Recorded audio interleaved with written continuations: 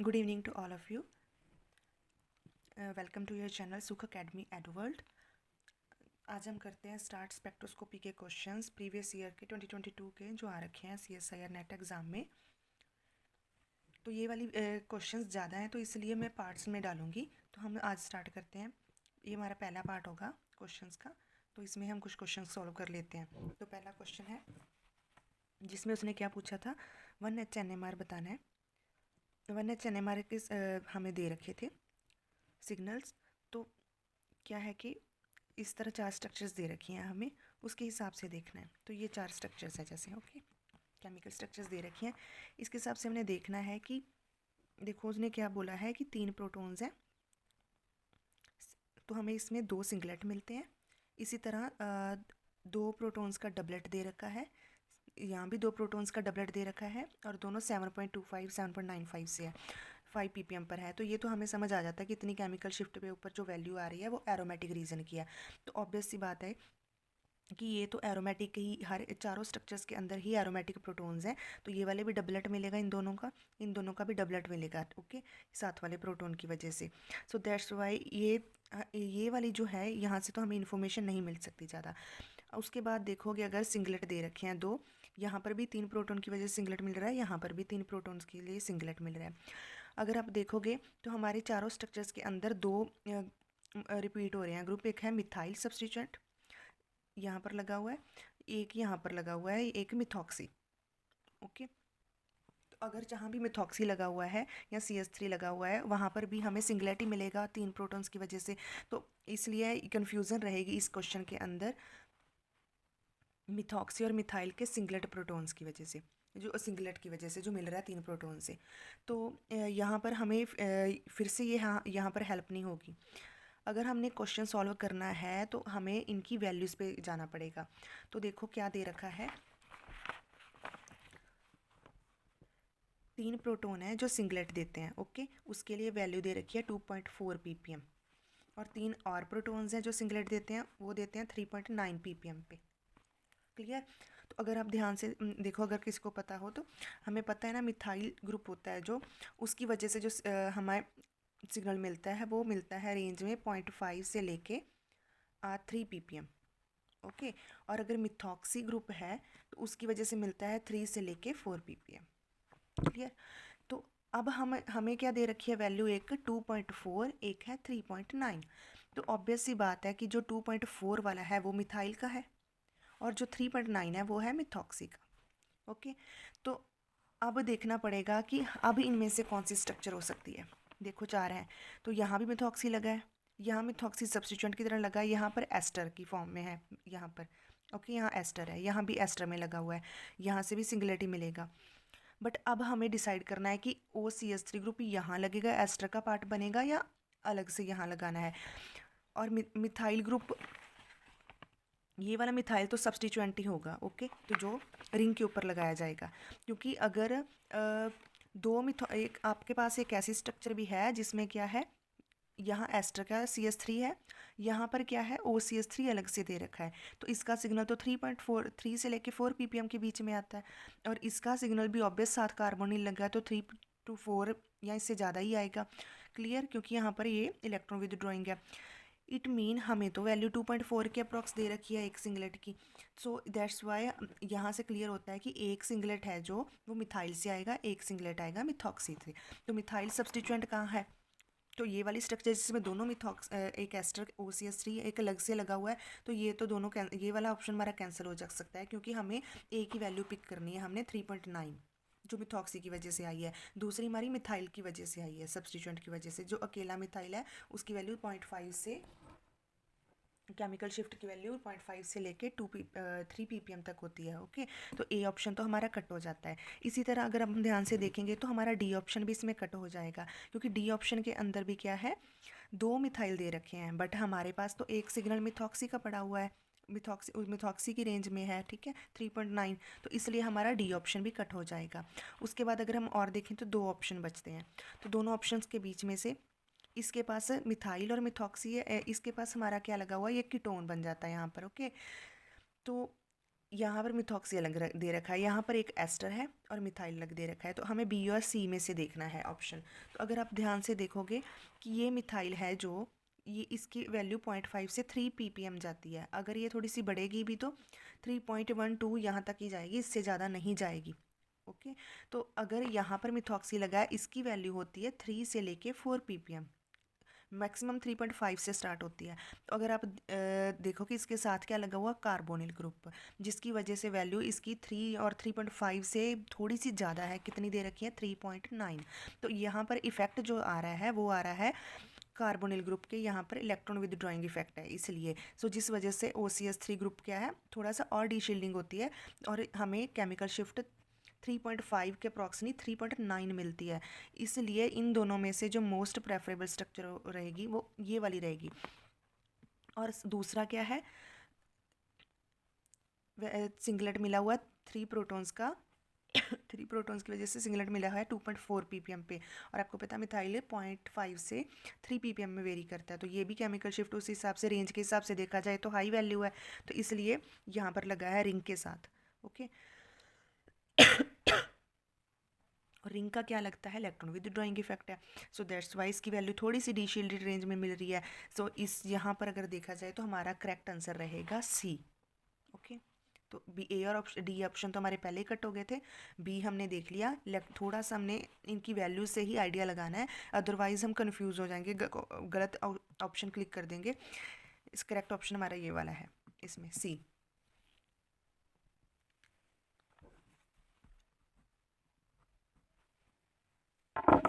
Structures दे रखी है, हमने इनकी कार्बोनिल स्ट्रेचिंग फ्रीक्वेंसी बतानी थी। तो इस क्वेश्चन के अंदर देखो हमारे पास एक वो साइक्लोहेक्सेनोन है जिसके ऊपर कोई सब्स्टिट्यूएंट नहीं लगा, और दूसरी केस में हमें 1,3 पोजीशन पे 2 सब्स्टिट्यूएंट दे रखे हैं। ये टर्ट ब्यूटाइल ग्रुप है और ये वाला क्लोरीन, इसमें 1,3 पोजीशन में क्या है, ट्रांस पे, एक इक्वेटोरियल पे लगा है, एक एक्सियल पे, यहाँ पर सिस में है। ओके, तो अगर इन तीनों को हम कंपेयर करें तो देखोगे अगर कि इस केस में क्लोरीन है जो ये इसके क्या है, इक्वेटोरियल पोजीशन पे लगा हुआ है यहाँ पर। तो यहाँ पर क्या होती है, ऑक्सीजन के लॉन पेयर और क्लोरीन के लॉन पेयर भी हैं। ओके, तो जिसकी वजह से यहाँ पर लॉन पेयर रिपल्शन होती है और ये एक दूसरे से दूर जाएंगे, रिपल्शन होती है। तो जिस वजह से इसके जो कार्बोनिल का डबल बॉन्ड है, जो कार्बोनिल ग्रुप का, उसकी स्ट्रेंथ इंक्रीज होगी, डबल बॉन्ड करेक्टर इंक्रीज होगा। तो हम इसकी carbonyl stretching frequency high expect करेंगे। अगर ये वाला केस देखोगे इसके कंपैरिजन में, तो इसमें जो क्लोरीन लगा हुआ है एडजेसेंट पोजीशन पे, वो इलेक्ट्रॉन डेंसिटी अट्रैक्ट करता है, इलेक्ट्रॉन माइनस आई इफेक्ट लगाता है, इलेक्ट्रॉन विदड्रॉइंग है, जिसकी वजह से वो क्या करेगा, इस कार्बोनिल का डबल बॉन्ड करेक्टर थोड़ा सा इंक्रीज करेगा और इस strength double bond character increase करता है। तो जिस वजह से अगर इन दोनों को कंपेयर करेंगे तो इसकी तो ज़्यादा होगी, क्योंकि यहाँ पर लॉन पेयर रिपल्शन होती है और ये एक दूसरे से दूर जाते हैं, और इसका डबल बॉन्ड करेक्टर क्या है, एज इट बना रहता है, इंक्रीज होती है। यहाँ पर माइनस इफेक्ट, आई इफेक्ट लगता है, तो ये क्या करता है, इलेक्ट्रॉन खींचता है इधर से, तो जिस वजह से इसका कार्बोनिल बॉन्ड है जो, इसकी बॉन्ड स्ट्रेंथ इंक्रीज करती है थोड़ी सी। बट अगर इन दोनों को कंपेयर करोगे तो यहाँ पर ऐसा केस कोई नहीं है, तो इसकी स्ट्रेचिंग फ्रिक्वेंसी सबसे कम होगी, इसकी उससे ज़्यादा होगी, इसकी सबसे ज़्यादा होगी। तो हमारा क्या है आंसर, सबसे ज़्यादा R, then Q, then P। तो यहाँ पर हमारा जो करेक्ट आंसर रहेगा वो है C।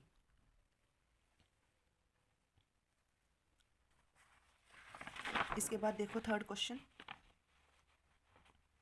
इसमें क्या दे रखा है, the hypothetical NMR spectrum of 1H in this would consist of 1H, यहाँ पर 2H दिया है, तो 2H ड्यूटेरियम सेम ही बात है। ओके, तो इसमें उसने क्या पूछा है, 1H एनएमआर स्पेक्ट्रम बताना, देखना है हमने इसका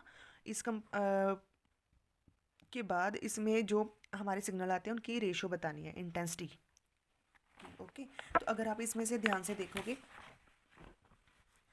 क्या दे रखा है हमें, 1HC2H। ओके, ये तो हमारा ड्यूटेरियम ही हुआ एक तरह से, ठीक है, ये लिख लो, ये लिख लो, सेम बात है। तो स्पिन इसकी दे रखी है उसने 1, तो हमने देखना 1H एनएमआर स्पेक्ट्रम। तो इस केस में क्या है हमारा, 1H एनएमआर देखना है तो ये स्प्लिट करेगा ड्यूटेरियम, तो 1H एनएमआर स्पेक्ट्रम को इसके सिंगलेट को स्प्लिट करेगा। ओके, तो कितने में करेगा, ड्यूटेरियम की स्पिन 1 है तो वही फार्मूला लगेगा 2Ni+1, 2 इंटू 1 प्लस स्पिन कितनी है 1 + 1, तो कितना आता है, ट्रिपलेट। ओके, अब ट्रिपलेट है तो यहाँ पर अगर देखोगे तो 4 ऑप्शन है, singlet, doublet, triplet and triplet. तो हमारा A एंड B ऑप्शन तो कट हो जाता है। अगर C और D में से देखोगे तो अब हमने देखना है कि जो हमारा ट्रिपलेट आता है उसकी रेशो कौन सी है, या तो रेशो ये वाली हो सकती है या ये वाली हो सकती है। बट इसका जो करेक्ट आंसर है वो देखो, वो उसके लिए हमें स्पिन चेक करनी पड़ेगी। तो हमारा जो न्यूक्लियाई है जिसकी वजह से स्प्लिटिंग मिल रही है उसकी स्पिन कितनी है। अगर तो यहाँ पर हाइड्रोजन होता, प्रोटॉन होता, ठीक है, स्पिन हाफ होती 1H, तो उस वजह से हमारी जो इंटेंसिटी ट्रिपलेट आता तो उसकी इंटेंसिटी आनी थी 1:2:1। ओके, ये आती है पास्कल ट्रायंगल से, पास्कल ट्रायंगल के हिसाब से वो लगना था रूल। बट अगर यहाँ पर स्पिन क्या है 2H, ड्यूटेरियम की वजह से हमें स्प्लिटिंग मिल रही है, तो ड्यूटेरियम की स्पिन क्या होती है, आई की वैल्यू 1 होती है। इसलिए यहाँ पर पास्कल ट्रायंगल जो नहीं रूल वो पास्कल ट्रायंगल यूज़ नहीं होगा। यहाँ पर इंटेंसिटी कितनी आएगी 1:1:1। ओके,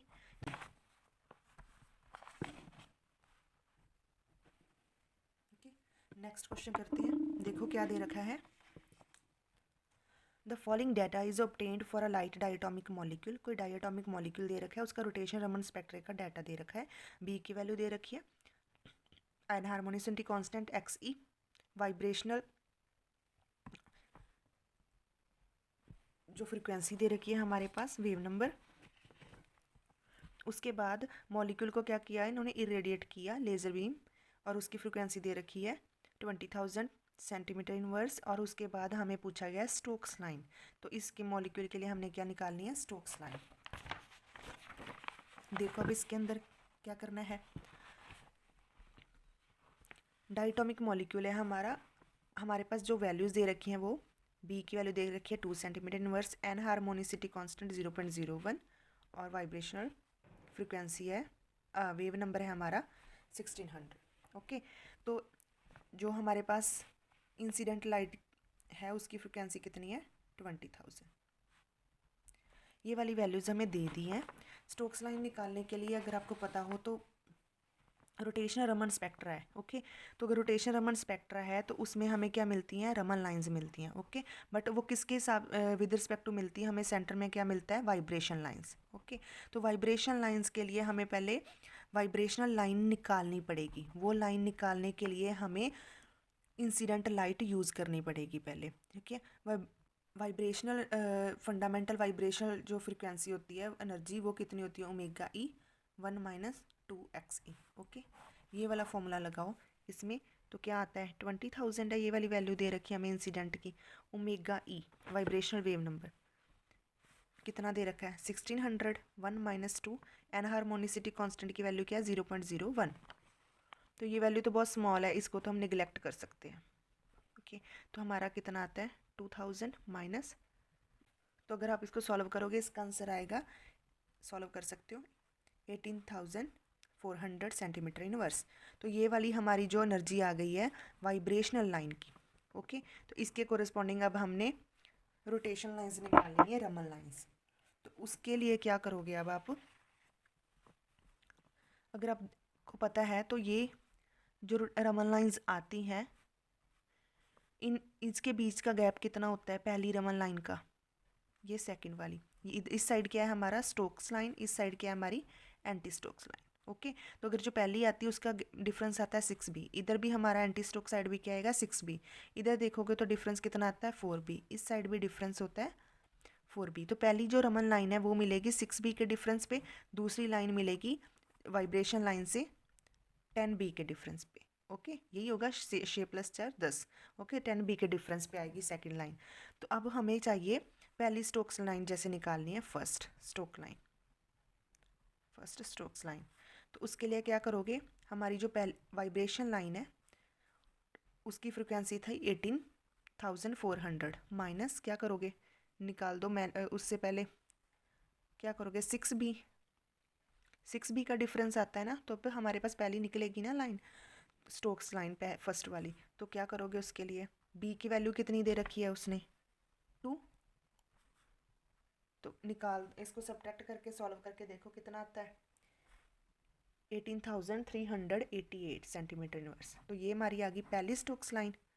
उसके बाद अब हमने सेकंड स्टोक्स लाइन निकालनी है, उसके लिए वो कितने डिफरेंस पे है सेंटर वाली से 10B पे डिफरेंस पे, तो इसी से ही निकालो, सब्ट्रैक्ट करो 18,400 से 10B का डिफरेंस, वो कितना आता है 18,000 400 माइनस बी की वैल्यू हमारे पास 2 है, तो कितना आ गया यहाँ पर 20।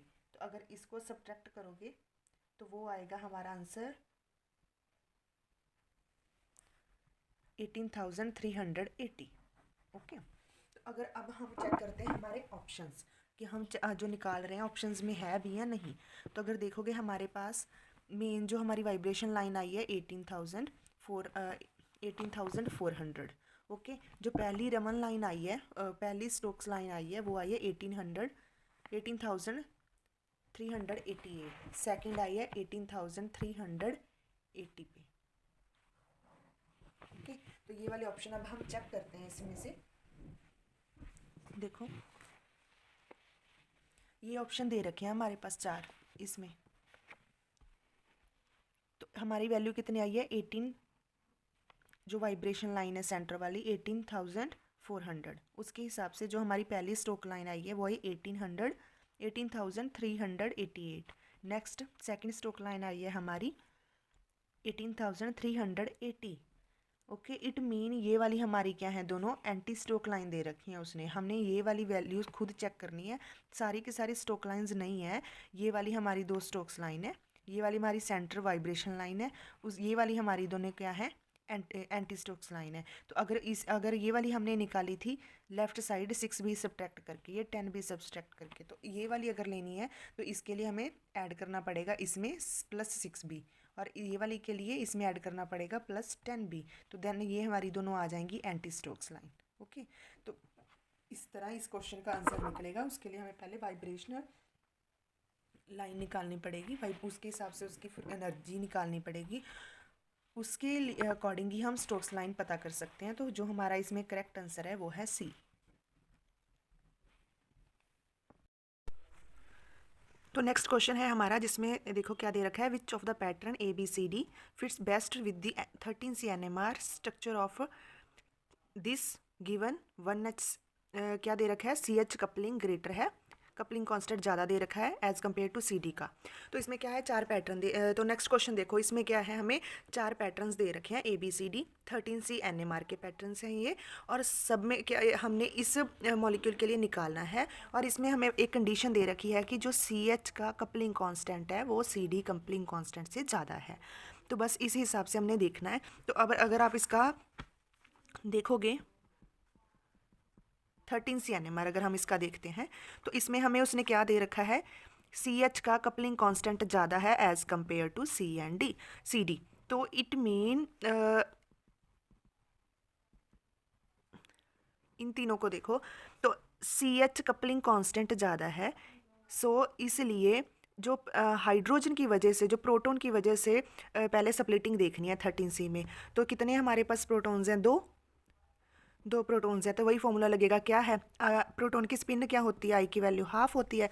तो फॉर्मूला क्या हुआ, वो 2Ni+1, 2 है प्रोटॉन्स, स्पिन है हाफ, कितना आ गया, ट्रिपलेट। तो पास्कल ट्रायंगल के हिसाब से अब हमारा क्या आ रहा है, ट्रिपलेट आ रहा है, और उसकी रेशो क्या होएगी 1:2:1। तो इट मीन एक क्या होगा, अगर हम कंसिडर कर लें, एक की इंटेंसिटी सेंटर वाले की 2 होगी और बाकी दोनों की सेम होगी 1। तो ये क्या आ गया 13C के अंदर हमारा ट्रिपलेट। तो अब उसने कहा है कि कार्बन की और भी किसके साथ कपलिंग होती है, ड्यूटेरियम के साथ। तो ड्यूटेरियम के साथ कपलिंग होती है बट कम, वो बाद में होती है। तो अब जो ट्रिपलेट आया है इसको स्प्लिट करेगा कौन, ड्यूटेरियम। तो ड्यूटेरियम का कितना होता है, स्पिन की वैल्यू 1। तो कितने हैं ड्यूटेरियम हमारे पास, 1। तो कितना आया 2 × 1 × 1 + 1। तो ये भी क्या करता है ट्रिपलेट में। अगर अब यहाँ पर I की वैल्यू हाफ नहीं है, 1 है, तो यहाँ पर पास्कल ट्रायंगल तो लगेगा नहीं इंटेंसिटी निकालने के लिए। तो ये ट्रिपलेट की जो इंटेंसिटी की रेशो आएगी वो आएगी 1:1:1। तो मतलब ये इन तीनों को फिर से ट्रिपलेट में कन्वर्ट, फिर से स्प्लिट करता है ट्रिपलेट में, इसको भी, इसको भी, इसको भी। तो अगर ये है 1:2:1 के अंदर इंटेंसिटी, तो ये क्या करता है 1:1:1 में ही स्प्लिट करता है। तो अगर ये ट्रिपलेट में जाएगा तो ये भी इक्वल जाएगा। ओके, अगर ये भी स्प्लिट होगा तो ये भी होगा इक्वल 2:2:2 में, क्योंकि ओवरऑल क्या है 1:1:1 ड्यूटेरियम की वजह से। तो ये इसको भी स्प्लिट करेगा इक्वल इंटेंसिटी में, ट्रिपलेट सेम, तो इसको भी क्या करेगा, स्प्लिट करेगा ट्रिपलेट में। तो अगर ऐसा पैटर्न बनेगा हमारा, तो अब हम देखते हैं हमारे 4 आंसर्स में से ऐसा पैटर्न कहाँ है। ये वाला फर्स्ट वाला आंसर तो हो नहीं सकता। सेकंड देखोगे तो इसमें वही पैटर्न बन रहा है जो हमने बनाया है। देखो थर्ड देखोगे इसमें इंटेंसिटी अलग दे रखी है। फोर्थ देखोगे इसमें ट्रिपलेट बना ही नहीं है। ठीक है, तो इस हिसाब ट्रिपलेट टू डबलेट हुआ है, तो हमारा क्या है, स्प्लिटिंग हुई है। पहले भी ट्रिपलेट आया था, बाद में भी ट्रिपलेट आया, तो हमारी स्प्लिटिंग आई है triplet of triplet. Okay, but ऐसा सिर्फ इसमें देखने को मिल रहा है, बट हमने इंटेंसिटी और इसमें भी देखने को मिल रहा है, बट इंटेंसिटी के हिसाब से हमने आंसर टिक करना था। तो पहले CH की कपलिंग कॉन्स्टेंट ज़्यादा दे रखी थी, उसने ट्रिपलेट में कन्वर्ट करा, ट्रिपलेट में स्प्लिट करा, इंटेंसिटी रेशो 1:2:1, बट उसके बाद ड्यूटेरियम की वजह से स्प्लिटिंग हुई, तो उसकी वजह से फिर से ट्रिपलेट मिला, तो तीनों को ट्रिपलेट में कन्वर्ट कर दिया। बट तीनों का ट्रिपलेट मिल गया, बट इसमें क्या है, इंटेंसिटी की क्या मिलेगी, नॉन पास्कल ट्रायंगल है, मतलब पास्कल ट्रायंगल नहीं लगेगा, तो 1:1:1 था ट्रिपलेट का इंटेंसिटी रेशो, तो वो इक्वली ही स्प्लिट होंगे सेम इंटेंसिटी से। तो इसलिए हमारा जो इसमें करेक्ट आंसर रहेगा वो रहेगा बी।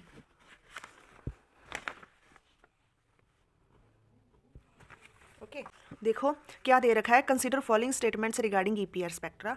4 स्टेटमेंट्स दे रखी हैं, इनमें से बताना है कि करेक्ट स्टेटमेंट कौन सी है। तो देखो पहले क्या बोला है, फॉर अलाउड ट्रांजिशंस EPR के अंदर MS का जो सिलेक्शन रूल दे रखे हैं दोनों में, AP और Q में, एक सिलेक्शन रूल दे रखा है MS delta MS +-1 and delta ML 0। Second दे रखा है MS 0 ML +-1। और अगर आपने EPR पढ़ा है तो उसमें जो करेक्ट सिलेक्शन रूल होता है हमारा, वो होता है delta MS +-1 and delta ML 0। तो इस हिसाब से जो हमारा P और Q में से देखा जाए तो एक तो हमारा P करेक्ट आंसर है, P भी स्टेटमेंट सही है, Q वाली स्टेटमेंट रॉन्ग है। आगे देखो, tetragonally elongated copper two complexes have G parallel greater than G perpendicular. तो अगर आपने G वैल्यू वाला कॉन्सेप्ट पढ़ा है, G वैल्यू, ठीक है, तो आपको पता है कि इंटेंसिटी एक एक्स एक्सिस के अलॉन्ग होती है, एक ये हमारी वाई एक्सिस, एक होती है जेड एक्सिस। ओके, तीनों के अलॉन्ग एक्स एक्सिस, तीनों के अलॉन्ग इलेक्ट्रॉन डेंसिटी के हिसाब से, इलेक्ट्रॉन डेंसिटी है कोई पर्टिकुलर मॉलिक्यूल में, और उस हिसाब से हम जब मैग्नेटिक फील्ड अप्लाई करते हैं उससे हमें जी की वैल्यू पता चलती है। सपोज करो कोई मॉलिक्यूल है, ये वाली क्या है, XY एक्सिस है, ये जेड एक्सिस है, तो अगर जेड के अलॉन्ग इलेक्ट्रॉन डेंसिटी ज़्यादा होगी और जेड के अलॉन्ग ही हमने क्या अप्लाई करा है, मैग्नेटिक फील्ड, तो उस केस में इलेक्ट्रॉन डेंसिटी ज़्यादा है और जेड के केस में मैग्नेटिक फील्ड अप्लाई कर रहे हैं, और अगर लग रही है हमारी, तो जी जेड है जो, उसको हम रिप्रेजेंट करेंगे जी पैरेलल से। अगर XY है जो, ठीक है, GX and GY, X and Y के डायरेक्शन जो इलेक्ट्रॉन डेंसिटी है उस, बट मैग्नेटिक फील्ड तो हम जेड एक्सिस के अलॉन्ग लगा रहे हैं, तो उस केस में हमारा जो G आएगा X और Y को, उसको रिप्रेजेंट करेंगे हम जी पैरेलल से। ठीक है, अब देखो हमारे पास दो कॉन्सेप्ट हैं, एक तो हमें टेट्रागोनली इलोंगेशन होती है, एक होती है मॉलिक्यूल में कंप्रेशन। तो ये हमारी जो स्प्लिटिंग होती है, ये हमारे DX² - Y², DZ² DXY YZ ZX orbital. उसके बाद अगर इलोंगेशन का केस होता है, तो इलोंगेशन में ये ऊपर वाले ऑर्बिटल से स्प्लिट करते हैं, नीचे वाले भी स्प्लिट करते हैं। ये नीचे वाले में, क्योंकि हमारा इलोंगेशन के केस में जेड एक्सिस है, उसकी तरफ इलेक्ट्रॉन डेंसिटी ज़्यादा है, तो नीचे आएगा हमारा YZ ZX XY। ओके, यहाँ आएगा DZ² DX² - Y²। ओके, इसी तरह अगर हम इलोंगेशन, ये हमारा है केस है जब हमें इलोंगेशन मिलती है, तो अगर इसी को ही हम अपोजिट करें, नीचे आएगा DX² - Y², ऊपर DZ²।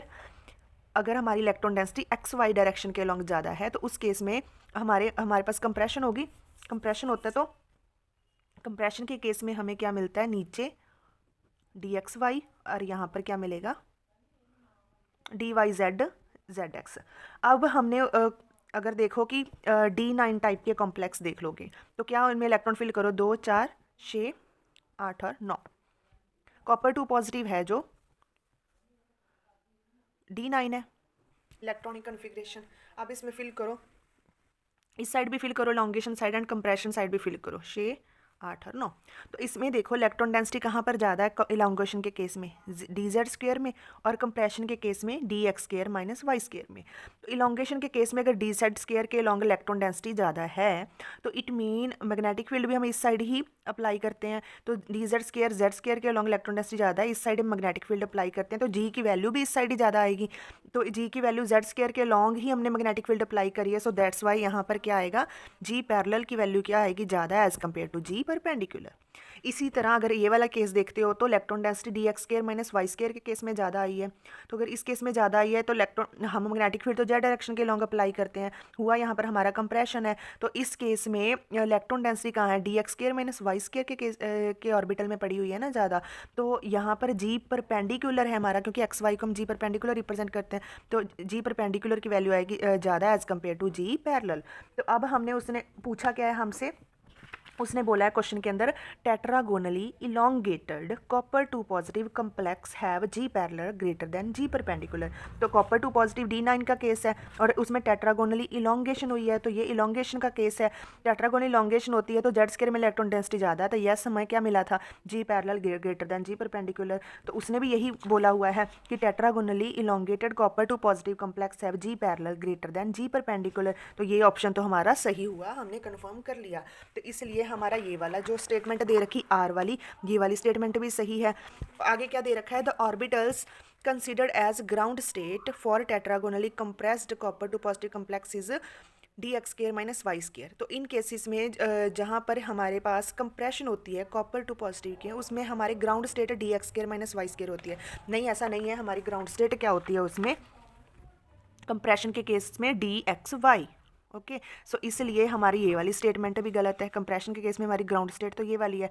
ठीक है, तो ये तो हमने हाईएस्ट जो फील्ड है इलेक्ट्रॉन डेंसिटी के हिसाब से देखना था हमारे मॉलिक्यूल में कि D X square minus Y square है या डी जेड स्क्वेयर है, उसके हिसाब से हमने इसको जी और जी पैरेलल जी परपेंडिकुलर डिसाइड करते हैं। बट इस केस में जब स्प्लिटिंग होती है तो हमारी ground state D X Y होती है। तो इसमें जो हमारा फोर्थ ऑप्शन दे रखा है D X square minus Y square ground state बता रखी है, तो ये ऑप्शन क्या है, गलत। तो इस तरह हम अगर 4 स्टेटमेंट से देखते हैं तो इनमें से जो सही वाली जो स्टेटमेंट है करेक्ट वो है एक पी, जिसमें है M S plus minus 1 and M L equal to 0 selection rule EPR के लिए। और सेकंड है कॉपर टू पॉजिटिव कम्प्लेक्स अगर टेट्रागोनली इलोंगेशन होती है उनमें तो जी पैरेलल होता है G perpendicular, and P and R जो हमारे रहेंगे करेक्ट स्टेटमेंट्स। ओके, तो इस तरह हमारा जो इसमें से आंसर्स देखते हैं हम,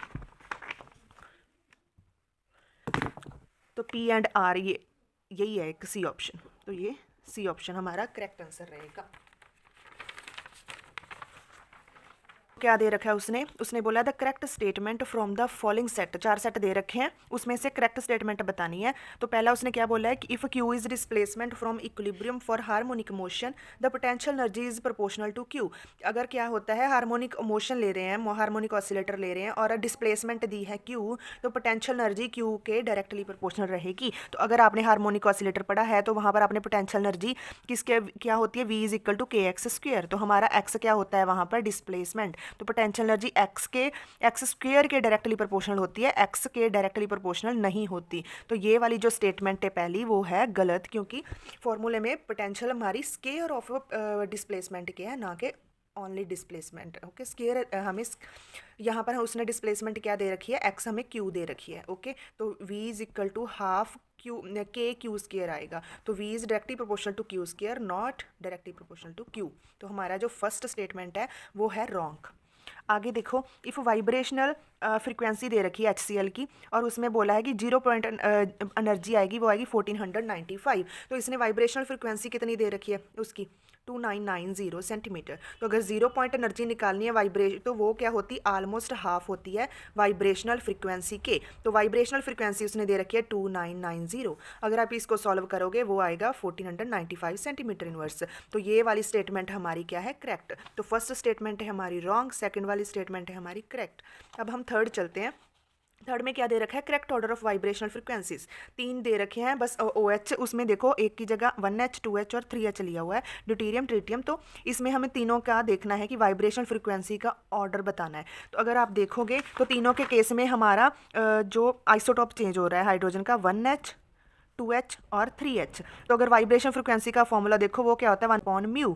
तो हमारी वाइब्रेशन फ्रिक्वेंसी क्या है, म्यू के डायरेक्टली इन्वर्सली प्रोपोर्शनल होती है। तो रिड्यूस्ड मास देखना है हमने, इनमें से किसका रिड्यूस्ड मास ज़्यादा है। तो रिड्यूस्ड मास देखना है हमने, इनमें से किसका रिड्यूस्ड मास ज़्यादा है। तो अगर ये वाला देखोगे तो इसमें इसका रिड्यूस्ड मास ज़्यादा, इसका मास ज़्यादा होता है। ओके, सपोज करो इसका मास ज़्यादा है, ठीक है। तो अगर हम इसको सॉल्व करेंगे तो वो क्या आता है, इसका रिड्यूस्ड मास ज़्यादा आएगा। Okay, as compare to this and this आप सॉल्व कर ही सकते हो। रिड्यूस्ड मास क्या होता है, mu is equal to m1 m2 over m1 plus m2। Okay, ये वाला फॉर्मूला लगा के आप रिड्यूस्ड मास कैलकुलेट कर सकते हो। तो हमारा जो आएगा O3H का रिड्यूस्ड मास सबसे ज़्यादा है, then 2H, then 1H। Okay, तो इसकी उसने क्या दे रखी है x3, इसकी x2, इसकी x1 फ्रीक्वेंसी। तो अगर O3H का रिड्यूस्ड मास सबसे ज़्यादा है तो इट मीन उसकी वाइब्रेशन फ्रीक्वेंसी सबसे कम होगी, ठीक है। तो OH1 का रिड्यूस्ड मास सबसे कम है तो वाइब्रेशन फ्रीक्वेंसी उसकी सबसे ज़्यादा होगी। तो ये वाला हमारा जो करेक्ट आंसर आएगा वो आएगा न्यू x1 की, then new x2, then new x3, ठीक है। तो x1 greater than x2 greater than x3। तो इसने भी क्या दे रखा था, x1 greater than x2 then x3। तो ये वाली जो थर्ड वाली है स्टेटमेंट ये भी हमारी करेक्ट है। अब फोर्थ देखो, उसमें क्या दे रखा है, fundamental vibration transition of A diatomic molecule appear eight 1880 centimetre inverse, first overtone will be 940। तो हमें फंडामेंटल वाइब्रेशन दे रखी है, हमने फर्स्ट ओवरटोन निकालना है। तो अगर आपको पता हो तो ये हमारी फंडामेंटल वाइब्रेशन कहाँ से मिलती है, जब ट्रांजिशन होती है 0 से 1 वाइब्रेशनल ट्रांजिशन। तो अगर हमें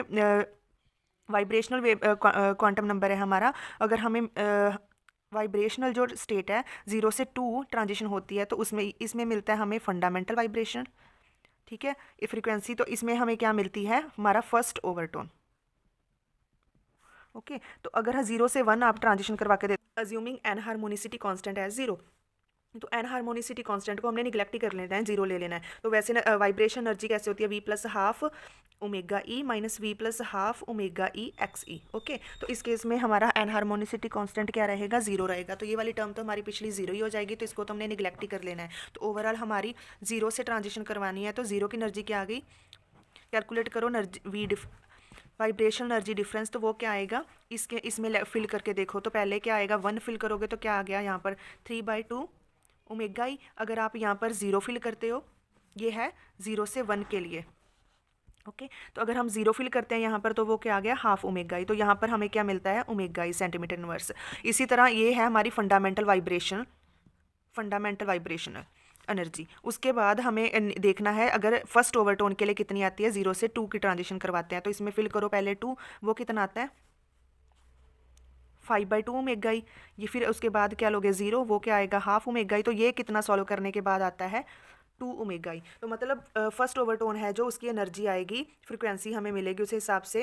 अगर फंडामेंटल फ्रिक्वेंसी है हमारी ओमेगा ई सेंटीमीटर इनवर्स, तो उसकी मिलेगी हमें 2 ओमेगा ई, 2 से मल्टीप्लाई करके। तो उसने फंडामेंटल वाइब्रेशनल ट्रांजिशन बता रखी है कितने पे ऑब्जर्व होती है, 1880 सेंटीमीटर इनवर्स। तो उसकी ओमेगा ई की वैल्यू क्या है, 1880 सेंटीमीटर इनवर्स। तो जो फर्स्ट ओवरटोन है उसकी ज़्यादा होगी, वो होगी 2 × 1880 सेंटीमीटर इनवर्स, जितना भी इसको मल्टीप्लाई करके आया। बट उसने क्या दे रखी है 940 सेंटीमीटर। तो 1880 को 2 से मल्टीप्लाई करोगे वो तो ज़्यादा ही आएगा, 940 तो आ नहीं सकता। तो इट मीन ये वाला जो ऑप्शन है फोर्थ वो क्या है, इनकरेक्ट। तो यहाँ पर हमारी इन 4 स्टेटमेंट से सिर्फ 2 स्टेटमेंट ही सही हैं। एक है सेकंड जिसमें हमने निकाला है 0 पॉइंट एनर्जी, एक है वो जिसमें हमने निकाली है वाइब्रेशनल फ्रीक्वेंसी का ऑर्डर।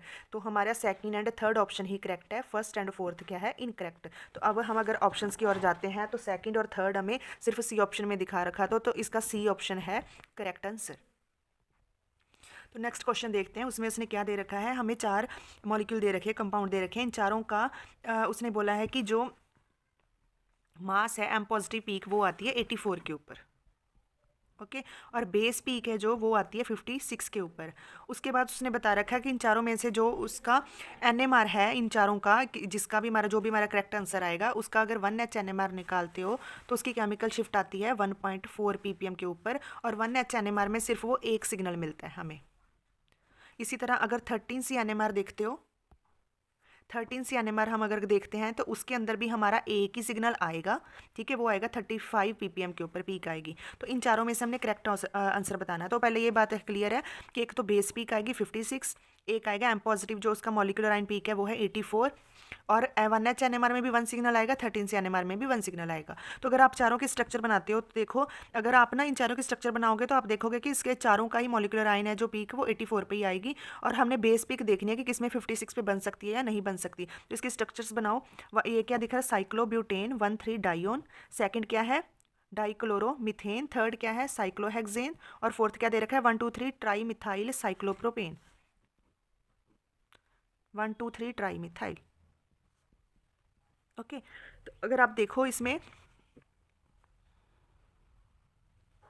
इन चारों में देखोगे तो पहले हम ये भी हेल्प ले सकते हैं इसकी 1H और 13C की। तो 1H NMR में उसने कहा एक सिग्नल, 13C NMR में है उसमें भी 1 सिग्नल। तो अगर हम पहला ऑप्शन देखते हैं तो उसमें 1H में क्या है हमारा, ओके एक सिग्नल आएगा, बट 13C के केस में देखोगे तो यहाँ पर हमारे पास टू टाइप के कार्बन है, एक तो कार्बोनिल वाला, एक CH2 वाला। तो 13C में ये तो 2 सिग्नल देगा, तो जिस वजह से हमारा जो पहला ऑप्शन है साइक्लोब्यूटेन 1,3 डाइओन ये वाला तो कट हो जाएगा। ठीक है, अब हमारे पास बचते हैं बाकी के आंसर्स। अब हम देखते हैं ये वाला डी ऑप्शन, देखो इसमें हमारे पास एक तो ये वाले 3 मिथाइल हैं, ये एक सिग्नल देंगे, तो ये वाले हमारे पास इक्वलेंट है, ये भी एक सिग्नल देंगे, तो इस केस में भी हमारे आएंगे 2 सिग्नल, बट उसने बता रखा है कि 13C में आ रहा है सिर्फ एक सिग्नल, तो हमारा ये वाला ऑप्शन भी कट हो जाएगा जो है 1,2,3 ट्राई मिथाइल साइक्लोप्रोपेन। तो हमारा डी ऑप्शन भी कट हो गया। तो देखो बच्चे हमने अगर हम लिमिनेशन करेंगे ऑप्शंस की, उस हिसाब से हम जल्दी आंसर को देख सकते हैं जो हमारा करेक्ट है। तो ए और डी ऑप्शन तो कट हो गया। अब हमारे पास बचता है बी एंड सी। तो बी एंड सी में क्या है डाइक्लोरोमीथेन। तो उसमें अगर देखोगे इसकी स्ट्रक्चर बना के किसी तरह से भी अगर 84 से 56 मॉलिक्यूलर आयन पीक से बेस पीक सब्ट्रैक्ट करते हो तो हमारे पास बाकी जो बचता है वो बचता है 28। तो कुछ ऐसा होना चाहिए जिससे 28 मिले। तो ये अगर टूटेगा भी तो कैसे टूटेगा, यहाँ पर CHCl2, यहाँ क्या होगा CCl2, यहाँ CH2Cl2। तो अगर आप ऐसे करके देखोगे तो इसमें किसी का भी मास 28 नहीं बनता है, ना तो CHCl2 का ना CH2Cl का। तो इसमें से हमारा एक ऑप्शन क्या है साइक्लोहेक्सेन। तो साइक्लोहेक्सेन है ना जो बच्चे, अगर इसमें से देखोगे आप तो एक तो बनती है अल्कीन और एक बचता है फ्रेगमेंट C4H8 पॉजिटिव। ओके ये वाला। तो अगर इसका मास कैलकुलेट करोगे वो 56 आता है, और जो स्टेबल निकलती है अल्कीन दैट इज़ 28। तो यही इसने बोला था कि जो बेस पीक आती है वो आती है 56 के ऊपर। तो जो बेस पीक हमारी आती है वो फ्रेगमेंट है हमारा C4H8 पॉजिटिव। तो इसलिए जो हमारा जो करेक्ट आंसर आएगा वो आएगा साइक्लोहेक्सेन।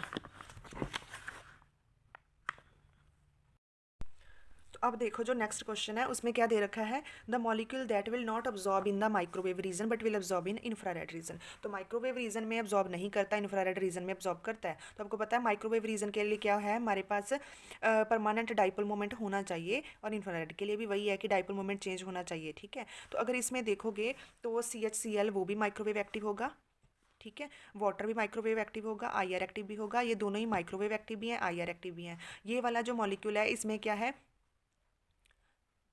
डायटोमिक मॉलिक्यूल है, ठीक है, ये माइक्रोवेव एक्टिव भी नहीं होगा, क्योंकि इसमें क्या सेम है, डाइपोल नहीं बन सकते, तो माइक्रोवेव एक्टिव भी नहीं है और IR एक्टिव भी नहीं है। तो अब हमारे पास एक ही ऑप्शन आता है, तो अब हमारे पास एक ही ऑप्शन बचता है दैट इज़ अल्काइन। और अल्काइन का कोई भी परमानेंट डाइपोल मोमेंट नहीं है, बट ये इसलिए ये क्या है माइक्रोवेव इनएक्टिव। ओके, बट ये IR एक्टिव होगा क्योंकि जब इसको स्ट्रेचिंग या बेंड किया जाता है तो तब ये IR एक्टिविटी शो करता है। इसलिए ये क्वेश्चन वही सॉल्व कर सकता है अगर किसी ने पढ़ा हो रूल ऑफ म्यूचुअल एक्सक्लूजन।